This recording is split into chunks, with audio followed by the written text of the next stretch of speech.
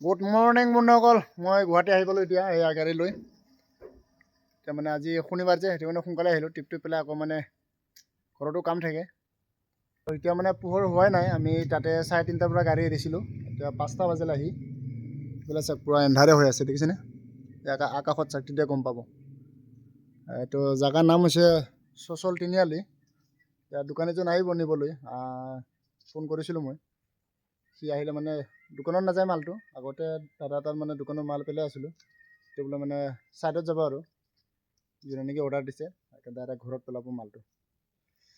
ৰখি থাকোঁ কোন সময়ত আহি পায়। দাদাজন আমাক নিব আহিছে, তাৰ পিছে পিছে যাব লাগিব। এইয়া গাড়ী এখন গৈ আছে, দেখিছেনে? সেইটো মানে আমাৰ দোকানী দাদাটো।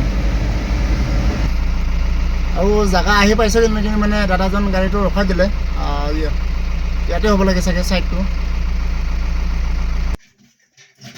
মানে ৰাতি পোহৰ হোৱাই নাই যে, গেটটো খোলাই নাই। আহিছে দাদাজন মানে মাত দিছেগৈ আৰু মালিকক, যাৰ তাত মানে মালটো পেলাব।